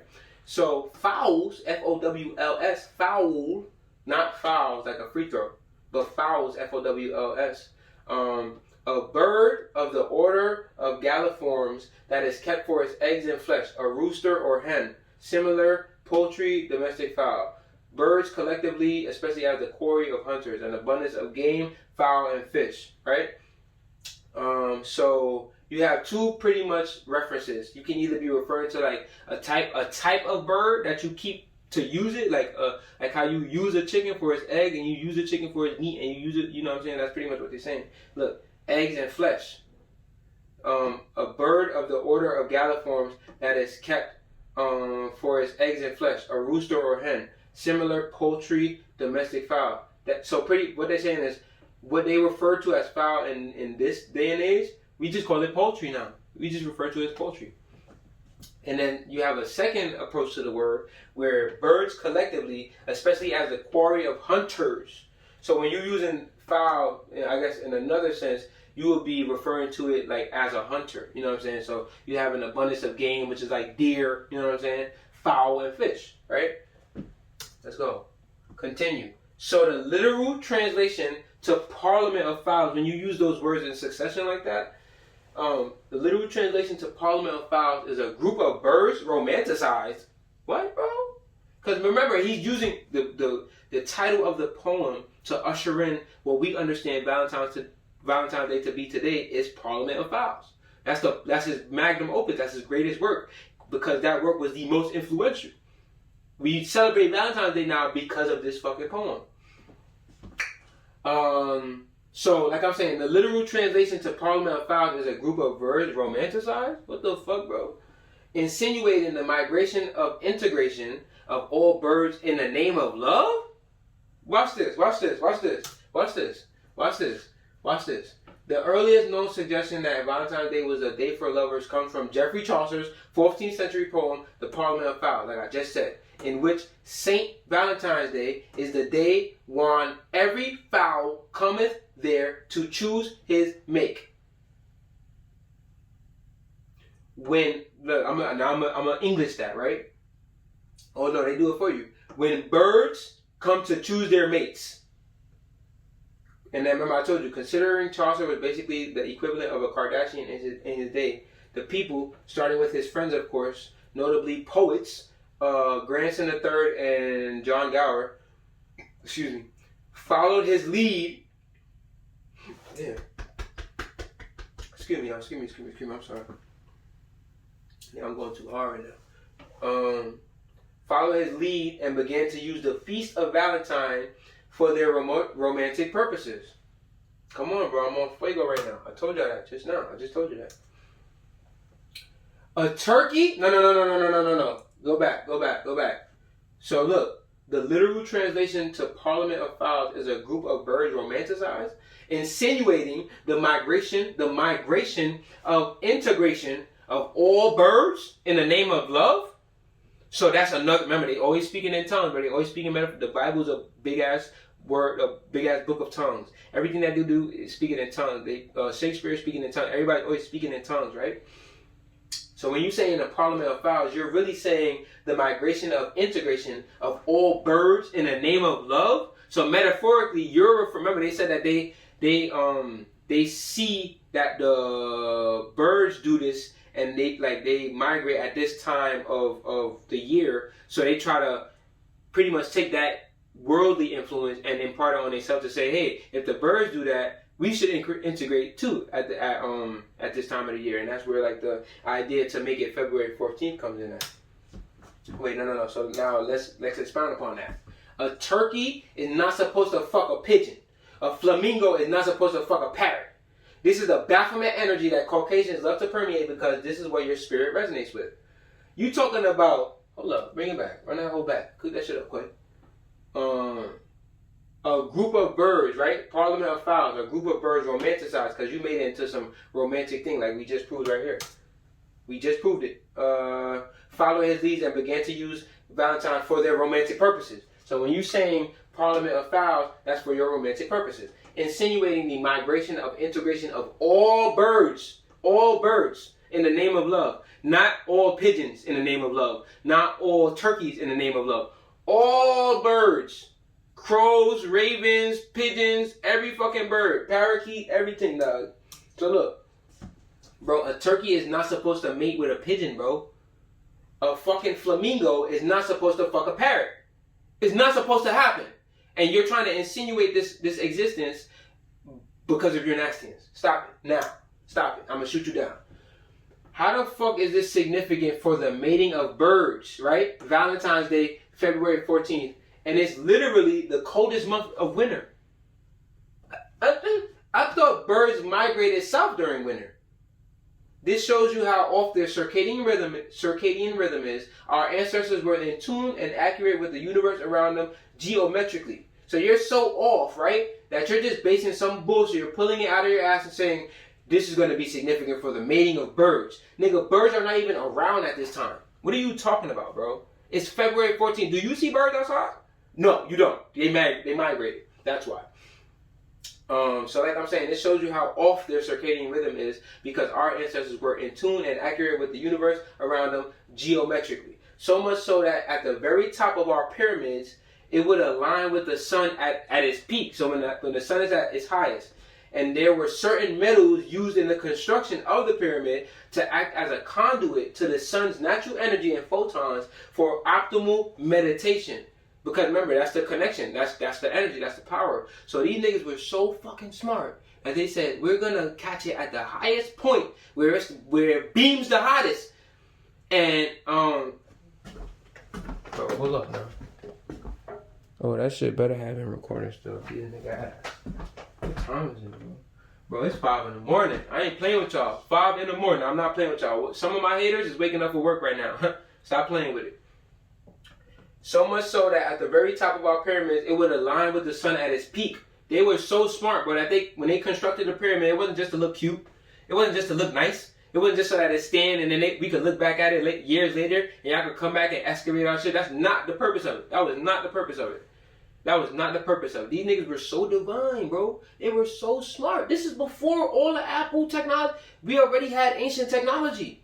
So quite honestly, you could take these iPhones, bro. You could keep... This is your version of the technology. This is the world that you've created within the natural world already. They already had the time. They was already on timing, bro. They was dead already on timing. So much so that, like I'm saying, at the top of the pyramid, if you look at it, if you like really go, like Google it, go look at it. The top of the pyramid, it looked metal. It's like silver golden. It's not like rock like the rest of the pyramid, bro. It'd be a whole different material at the top. At the top, bro. That's significant for something. What's happening is, like I'm saying, that metal, it's a specific metal, copper, whatever it is, bro, that acts as a conduit to the natural sun's photons that it's given us and intensifies it and allows for optimal meditation. So it's like you're putting a magnifying glass. You know when you magnify a glass, an ant, and that just start roasting? It's sort of like you're magnifying glassing the photon that's coming to you already naturally, intensifying it, making your meditation even more turned up. Nigga, you goddamn astral traveling on a whole different level now because you were so genius and use your fucking mind to enhance the world around you. This is their way of enhancing the world around them. I'm good on that. This pussy nigga can't even call spring on the right time. I just explained all of this about how natural energy and optimal meditation, bro ass can't even call spring on the right time. Stop playing with me, bro. Next slide. Let's go. Do I want this? No, cool. We kind of already explained that. Oh yeah, no, let's get into this. To make matters even worse, right? Look, from 1389 to 1391, after Richard II had ascended to the throne. So remember, when he first started, when we first read about him, it was King Henry III. That's important, bro. Now, it's Richard II. Chaucer held a draining and dangerous position as the clerk of works. So even up until now, bro, he's still goddamn busting his ass in the royal clergy or whatever the fuck you want to call it. In the royal, position. 1389 to 1391. But wait, hold on. I thought that he wrote it in 1380. So how the fuck he held a draining and dangerous position and he got time to write magnum opuses? Kiss my ass. He was robbed by highwaymen twice, pussy. Which only served to further compound his financial worries. Nigga got his block spent on him. To make matters even worse, Chaucer had stopped receiving his pension. Because remember, he not, Shorty had died, so he not really, kicking out like that no more. Nigga, you see how that energy come back to haunt your ass, right? He thought he was gonna finesse, get his way through like, oh yeah, I'm finna marry into some money. I'm finna be good. I'm about to turn up. I got a royal position. Shorty died. Ah! Now look, you getting robbed by highwaymen twice. Pussy, you better grip up. You better grip the fuck up, pussy. You wanna be writing books, nigga? You dumb? Are you dumb? Chaucer eventually resigned the position for a lower but less stressful appointment as sub-forester or gardener at the King's Park in Somersetshire. You a hoe. Buddy ass a hoe. He was really about it at first, or rather he thought he was about it. He was trying to do all this finessing through all his life. That shit came back to clap his ass. Look at how that energy come back. He was robbed by highwaymen twice. You better blick up, bro. Then to make matters worse, he stopped receiving his pension. So you got this whack job, you getting robbed, and you're not even making bread. So then he resigned and became a gardener. Oh ass nigga. Stop playing. Now this is important. Poets like William Shakespeare and John Donne, continued. Remember, we talking about 14th century, right? We talking about 14th century. So now later in time, remember I told you, he was influenced by them poets. Go back in the video. I don't remember what the fucking name was. He was influenced by the poets, right? Here's the significance to that. Because he was influenced by them, that same influence of romanticism is just I'm trying to prove the point that it's coming from nastiness, bro. Look at how I just showed you, bro. I had him perched up on the plate. Bro, had him perched up on the plate, bro. Shot that. Fire upon that, dogs. How we all do, doggy? Yo, what the fuck? So, look, poets like William Shakespeare, who we know to be wild influential, right? Especially in now culture. John Donne, they say he even wrote the Bible, Shakespeare. Continued Chaucer's tradition in their poetry, further cementing St. Valentine's reputation as a patron of romantic love. But remember, it was all manipulation, bro. It's all capitalism. The same way we in fucking Black History Month right now. You think they give a fuck about you, nigga? You think they give a fuck about you, nigga? You know how much money they're making right now? Or for you thinking that they fucking care about you? Now you want to buy up all the extra shit, and they're the ones who's owning this shit. Look at Aunt Jemima.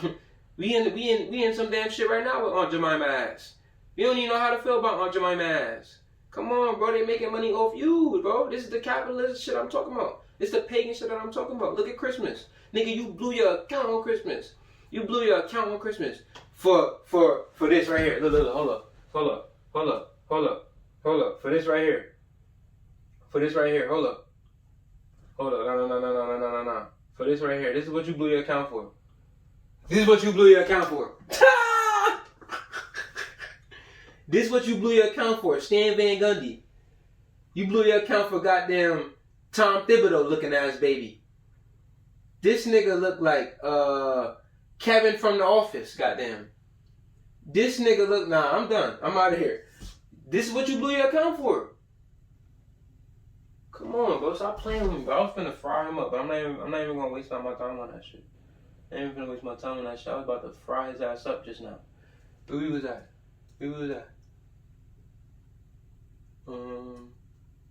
Yeah, here we go. Come on, bro. This is the paganistic shit that I'm talking about, bro. They're capitalizing off of our ineptitude. Wake the fuck up. Relax your mind. Let your conscience be free. Hold up. Are we live, baby? I gotta keep checking this shit, goddamn. Oh yeah, we turned to Bert, nigga. I might beat your ass. I think so. I'm standing like right there, right? All right, cool.